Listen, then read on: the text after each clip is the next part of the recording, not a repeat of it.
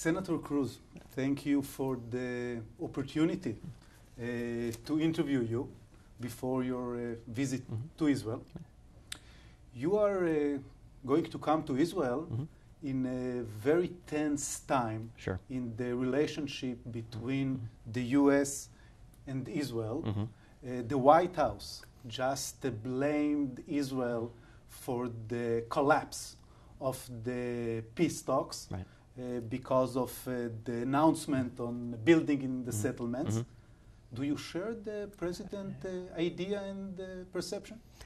Not at all. I think that was a mistake. I think that was unfortunate. And indeed, the reason I'm coming to Israel, this is the third time I will have been to Israel in the last year and a half.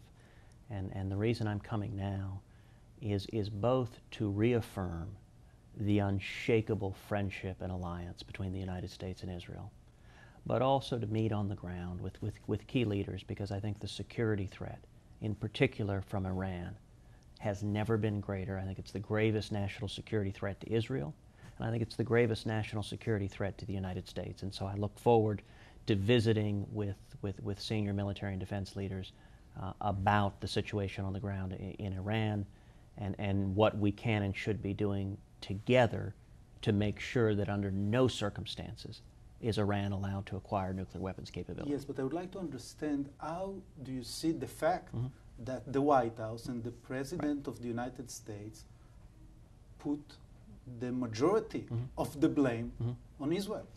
I think there's no basis for that whatsoever. In this instance, no one wants peace more than the Israelis. No one lives with the consequences of violence and terrorism more than the Israelis. But in order for there to be peace, there have to be parties who are bargaining in good faith on both sides. As long as the Palestinians refuse to renounce terrorism, as long as the Palestinians refuse to acknowledge Israel's right to exist as a Jewish state, there will be no lasting peace accord. So what do you think is the motivation for President Obama in doing so? I don't know, but I think it's a mistake. I think for the last 5 years during the Obama administration, far too often, the president has blamed and hectored and criticized the government of Israel.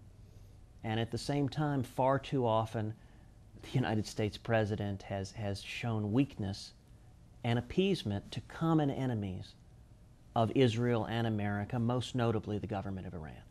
In my view, the question of a peace settlement is a question for Israel and the Palestinians to decide.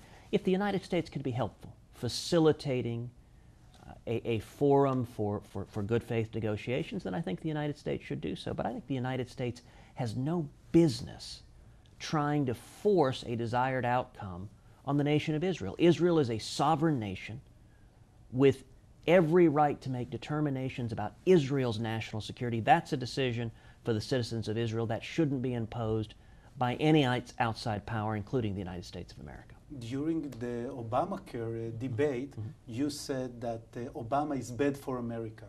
Can you say that Obama is bad for Israel? Well, I think the U.S.-Israeli relationship has suffered in the last 5 years. I think American policy has not honored the long bipartisan tradition of standing steadfast with the nation of Israel. We've seen a consistent pattern of blaming Israel, of attacking Israel, of criticizing Israel. Just a few weeks back, Secretary of State John Kerry referred to Israel as potentially becoming an apartheid state. In the future? In the future. In my view, that was grotesquely inaccurate and was deeply offensive. And indeed, in response, I went to the Senate floor and called for Secretary Kerry's resignation, because words have consequences. And when the U.S. Secretary of State says that, we know to a certainty that enemies of Israel will repeat that, whether it is Iran or Hamas or Hezbollah, they will repeat the view that that Israel's on the path to becoming an apartheid state, and they will say, this is not us speaking, this is the American Secretary of State. The President of the United States is saying he's the best friend Israel ever had. I wish that were true. There has been no time in which Israel has more needed the United States to be a steadfast friend. But unfortunately, the president's actions have not matched up with his rhetoric, and even his rhetoric at times has been hectoring and critical of Israel. Israel is the strongest ally the United States has in a very troubled region, and we share common values. We share a liberal democracy, a respect for human rights, a tolerance and inclusion and diversity that in the Middle East is virtually unique. And the military alliance between Israel and the United States is critical for the national security of both. You know, sometimes the military relationship we have is characterized as foreign aid. I think that's a gross mischaracterization. The military aid that we provides enormous national security benefits to the United States of America. The cooperation we have in intelligence and terrorism, in working together militarily in cooperation to target those who would do harm, is enormously valuable to the United States. It benefits the United States and it benefits Israel, and we need to strengthen and expand that cooperation, not engage in the role, as John Kerry has done, of making comments internationally that seem to encourage boycott efforts and sanction efforts and efforts to delegitimize Israel. That is the wrong approach for U.S. But what leadership. is the reason for that? That's my wonder. You know, I can't speculate as to the motivations, other than to say I think the foreign policy views of the current American administration have been consistently naive and short-sighted. What we've seen in the last 5 years is America has receded from leadership in the world, and into that vacuum has stepped nations like Iran, like Russia, like China, and it's made the world a much more dangerous place. And in my view, America has long had leadership standing up as a voice for freedom, a voice for our allies. And sadly, under the Obama administration, we have been far too willing to abandon and to alienate our allies, and far too willing simultaneously to appease and demonstrate weakness to those who would do us harm. But when the President of the United States promising Israel that Iran wouldn't have a nuclear bomb, should we trust him? I think his sentiments are in good faith. I think he believes what he said. But not sentiment. Here are deeds. Here are action on the ground. Can the people of Israel trust the President of the United States not to allow Iran having nuclear bomb? I think there is no reason to believe that this current deal will lead to any outcome other than disaster. I agree with Prime Minister Netanyahu that this is a very, very bad deal. This is an historic mistake. What I fear is happening is that we're repeating the mistakes of the Clinton administration in 1990 with North Korea. In 1990, the United States led the relaxation of sanctions against North Korea. And what happened? Billions of dollars flowed into North Korea. They used those funds and turned around and developed nuclear weapons. We're repeating that mistake all over again. Indeed, it goes down, ironically, to the very same person, Wendy Sherman, negotiating the Iran deal that negotiated the North Korea deal. And we're repeating those mistakes. But Gil, I would suggest to you, the mistake here, in my view, is orders of magnitude more dangerous. Because North Korea, even though Kim Jong-il, Kim Jong-un were and are radical and extreme and unpredictable, the megalomaniacal approach of both, they value more than anything staying into power, which means some degree of rational deterrence is possible, because both understood that if they ever used a nuclear weapon, the odds were 100% that day their regime would topple.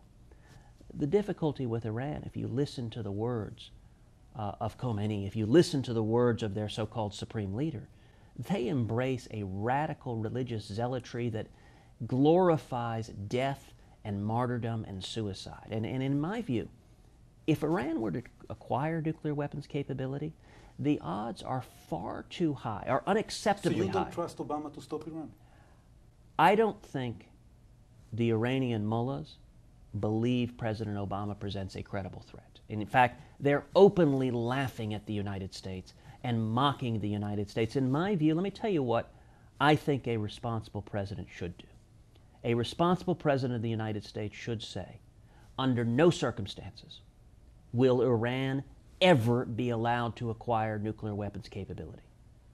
Iran will either cease production, dismantle the centrifuges, and hand over the enriched uranium, or if they don't stop, we will stop them.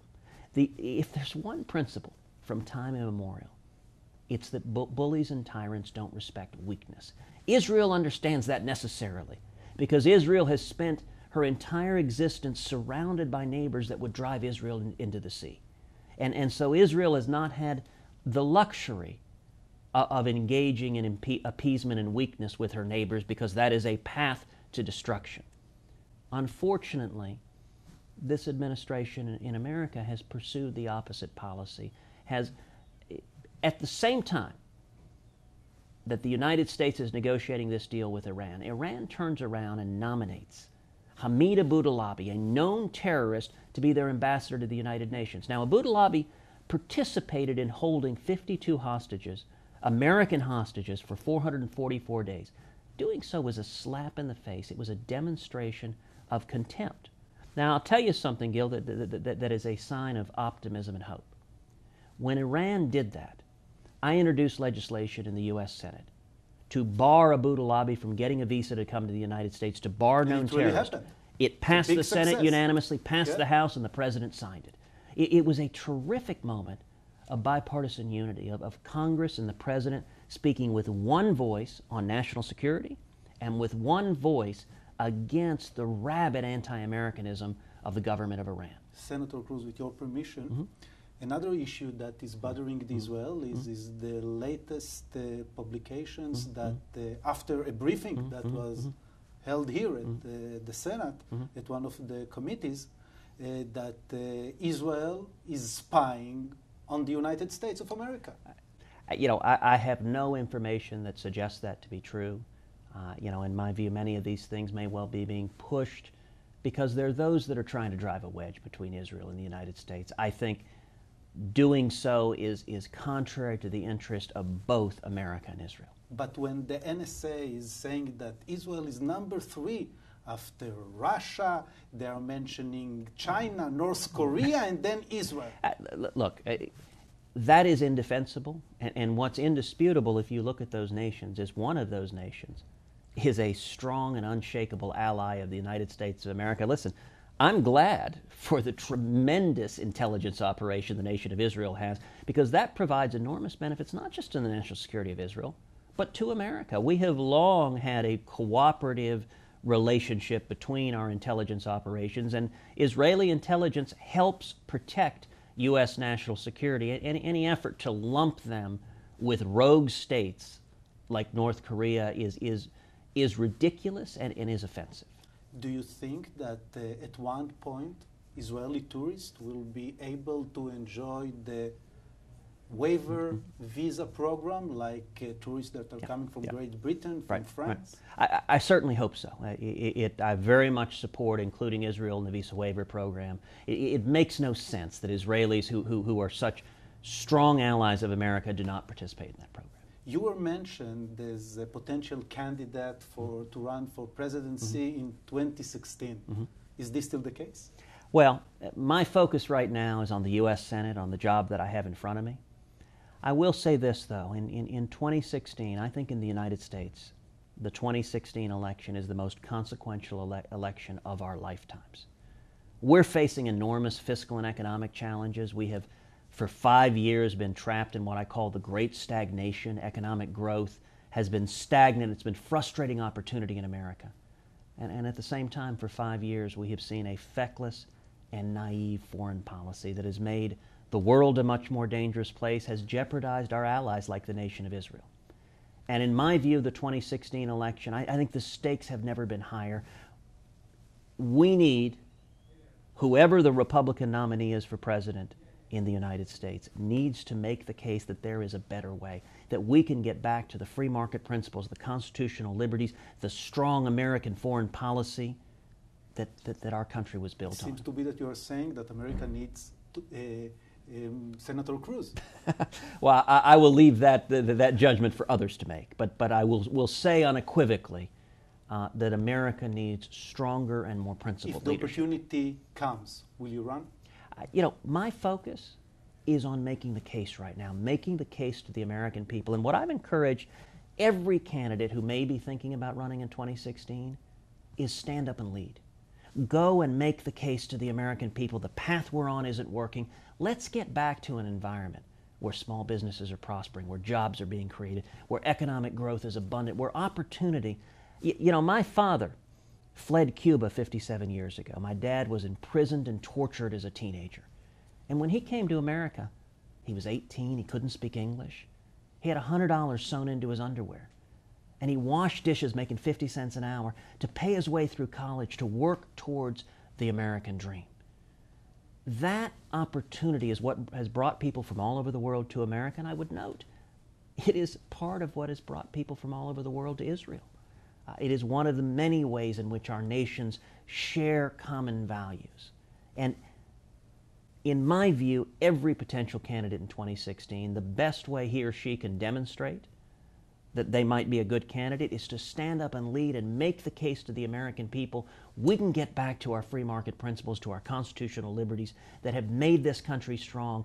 We can ensure that our children and our children's children have a full and fair opportunity to achieve the American dream. On the other end of the political map, there is, of course, Hillary Clinton, and Karl Rove just suggested that the American public should be maybe concerned about her health. Do you agree? Oh, I don't know anything about Hillary's health one way or the other. But should it be an issue? Look, what I think the issue is that Hillary Clinton's domestic policy and foreign policy have both proven to be disastrous. On the domestic side, the singular public policy issue Hillary is best known for is Hillary Care, whose the direct product of that, the child of Hillary Care was Obamacare. And Obamacare is an abject disaster. Obamacare, over 6 million Americans have lost their health care because of Obamacare. Millions of Americans have lost their jobs, have been forced into part-time work, have seen health insurance premiums skyrocket. I think that's a record of policies of the last 5 years that have produced stagnant economic growth that I think is going to be very difficult for Hillary to defend. So you're saying that the public should judge her on the merits and not on her health or brain damage, if there is. The policies that Hillary Clinton has espoused haven't worked, and they produced enormous suffering under the Obama-Clinton policies. Opportunity has become harder. The American dream has become harder to reach, especially for people who are most vulnerable, young people, Hispanics, African Americans, single moms, people like my dad, teenage immigrants. Life has become harder under the Obama-Clinton policies. And then there's foreign policy, and no one bears more responsibility for the misguided foreign policy of America in the last 5 years than Hillary Clinton. No one bears more responsibility for the fraying and the tensions between America and Israel, for the weakening of that alliance than Hillary Clinton. As President Obama's Secretary of State, she was directly involved in the policies that have put strain on that relationship. We need to strengthen that relationship and make clear that America and Israel, that alliance is unshakable, and make clear that under no circumstances will we allow Iran to acquire nuclear weapons capability. You mentioned your support in aid to Israel, military aid, but in general, at the Tea Party, this issue is very controversial because Rand Paul, for instance, is calling to abolish the military aid to Israel. Well, I think the Tea Party is a tremendously exciting political development in America, but it's something that's been mischaracterized in the media. Let me tell you what the Tea Party is. The Tea Party is a grassroots uprising of millions of Americans who are fighting for us to get back to fiscal and economic responsibility. Tea Party, T stands for taxed enough already. And it's not a top-down movement. It doesn't come from Washington. Washington hates the Tea Party because they can't control it. It comes from the citizenry. Millions of men and women who want to get back to basic free market principles, get back to our Constitution. And I think that grassroots movement is what is going to help pull America back from this fiscal and economic cliff. But does it mean less foreign aid to Israel? I have spoken with literally tens of thousands of Tea Party supporters, and almost to a person, there is passionate support for standing with Israel, for continuing our military support for Israel in the Tea Party. In fact, some of the most passionate supporters of Israel are Tea Party activists. Now, many in the media mischaracterize this, but I can tell you on the ground, if Israel is looking for allies, there are few, if any, stronger in America than Tea Party activists across this country who unequivocally stand with Israel and value that unshakable friendship and alliance. What about military involvement? For instance, in Syria, when it was suggested, you were against it.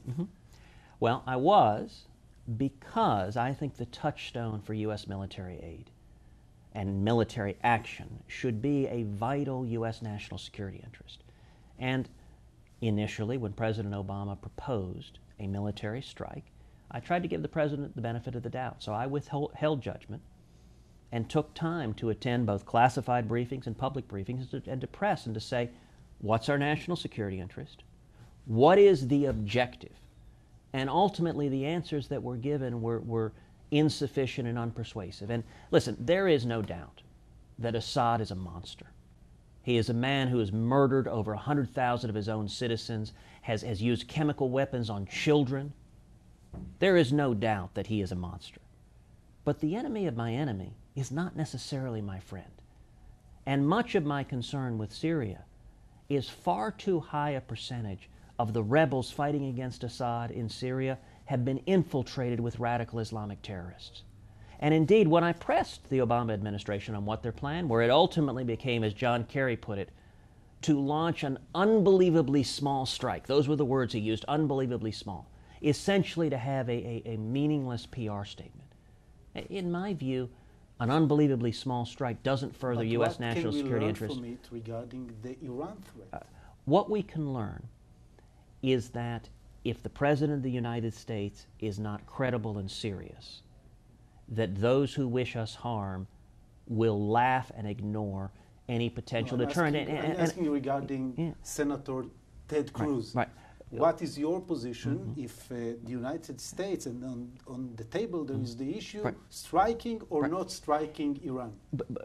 But let me separate those because those are different questions. In Syria, the worst outcome would have been if U.S. military had struck Syria and the result had been destabilizing the Assad regime so much that it fell, and if the consequence of that was the chemical weapons in Syria fell into the hands of radical Islamic terrorists, that would have worsened the national security situation for both America and for Israel. Listen, if Al-Qaeda had chemical weapons, it is Israeli citizens whose lives would be imperiled. And so that's why I opposed it, because there wasn't a clear defined objective that furthered our national security. The contrast with Iran could not be greater, in my view, and I've said this many, many times on the floor of the Senate and across the country. In my view, with Iran, the President, number one, we should immediately reimpose sanctions. We're doing this backwards. And in fact, I think we should strengthen sanctions. We should do everything to make sanctions crippling and to say there's a very easy path to eliminating the sanctions tomorrow. Disassemble every centrifuge and hand over all of your enriched uranium.